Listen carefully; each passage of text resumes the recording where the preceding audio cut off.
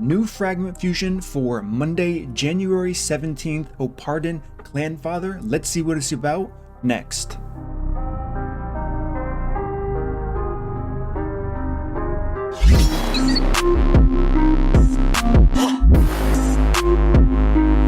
What up team, it's MurderInc here, back again with another banger of a video, Raid Shadow Legends, talking about this brand new fragment fusion that was just released in the news here.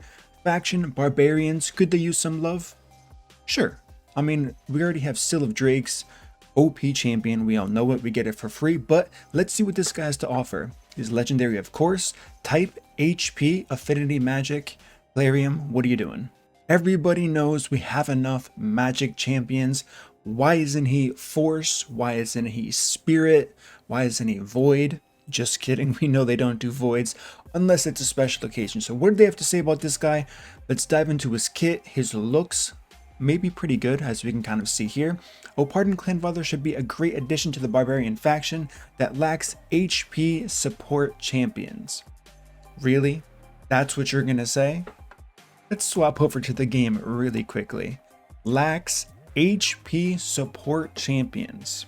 Are we going to talk about it? One of the best in the game for overall survivability. Insane base stats, 108 speed, come on, 1.5 thousand defense, 23,000 HP. Lacking, by the way, I mean, granted it's a Void. Listen, I'm not going to go there. We all know what it is. Now, Seal of Drake's isn't HP per se, but as far as support champions go, she's great. Now, I'm not trying to bash this too much. I mean, kind of. We do have two Hanorok as well, who, as we all know, Doom Tower, great overall in the game, progression-wise, great champions, insane base stats. So, let's go back to this fusion. He has a continuous heal buff in this skill set that will keep your team alive and might have some nice synergy with other champions with this buff, perhaps. Also, Opardin's passive skill will boost an ally's turn meter each time the ally gets healed by continuous heal buff. Okay, so he's alright. Let's look at what he looks like.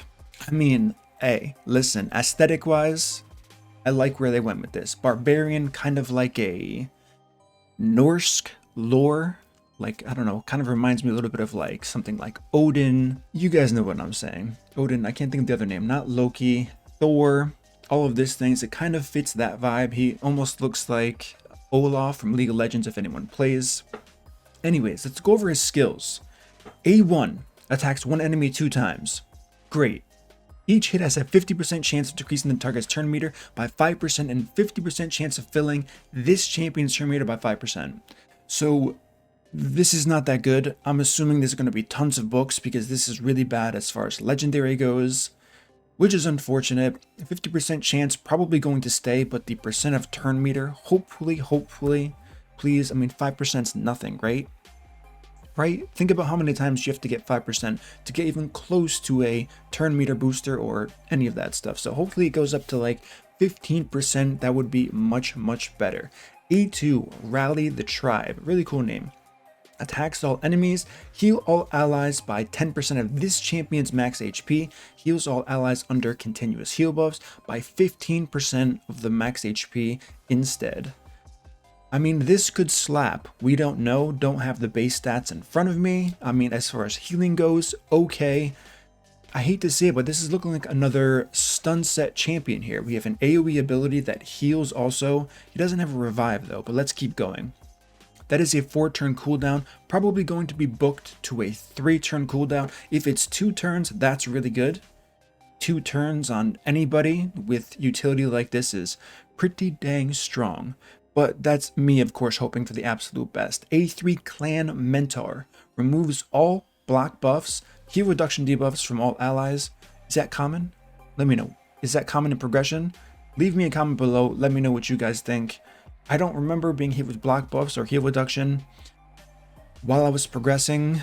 I mean, I know there are places for sure, but I mean, I barely remember anything like that, but that's just me personally. Then places 2 15% continuous heal buffs on all allies for 2 turns. Also has a 75% chance of removing 1 random debuff from all allies. So I like this guy's kit a lot.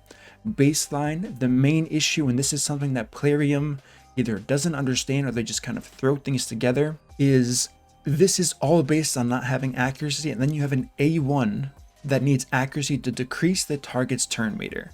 So why would anybody waste accuracy for half of an A1 skill, right? You don't need accuracy to fill the turn meter.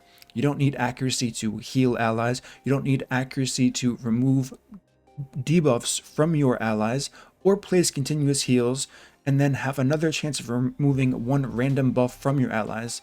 And then they have this random A1 here. It's like, okay, so you can run Evil Eye and this, and that would give you a reason to run accuracy. Not the best character design in my personal opinion. You guys, of course, can give me your opinions in the comments. A4 Paternal. Interesting name. Each time a continuous heal buff heals an ally, fills that ally's turn meter by 5%. If there are multiple champions in the team with this skill, only one will activate, so you can't stack it, have crazy turn meter. Honestly, this is the first time I've seen a fragment fusion, that I'm kind of baffled about where the books are going to go. We all know Plarium, we know the track record, we have a 4-turn cooldown, another 4-turn cooldown. That's already low. I'm used to seeing 5, 6, 7-turn cooldowns, and you need all of these books to lower it, so there could be some potential here for a healing support champion for sure. They're hyping him up to be really good. I would expect and hope, at least, the turn meter is increased significantly with books to make it worth it. If not, baseline, the one good thing I can take away from this champion already, great healer, low cooldowns. What does low cooldowns mean? Doesn't need books to work. So this can be good for a lot of early game players.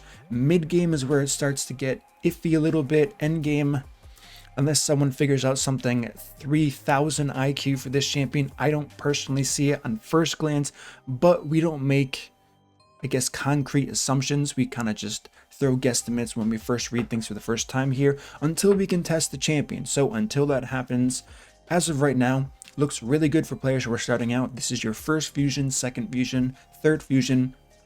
Pretty much a no-brainer here. We are going to have to see if there are any cool epics that go along with this. Maybe they're going to be strong as well. Maybe something more appealing to the mid-game, late-game, end-game crowd, but only time will tell. So what I want from you guys, give me your thoughts, give me your feedback. Is this a good fusion, trash, or pass? Let me know. Would you keep this? Would you vault it instantly if you pulled him right now for your account, just based off reading the kit? Of course, like I said, this is all speculation, but it's important to hear what you guys have to think because, listen, I have my own account. I know what I would do with this champion. Unfortunately, it's kind of the same for every single fusion, but knowing how it looks in your guys' eyes is definitely important to me, so I can kind of gauge where all of you as the viewers are at. So that's going to conclude my video today. Let me know what you guys think. If you enjoyed this content, smash that like button, subscribe, turn the notification bell, and I will see you all in my next upload.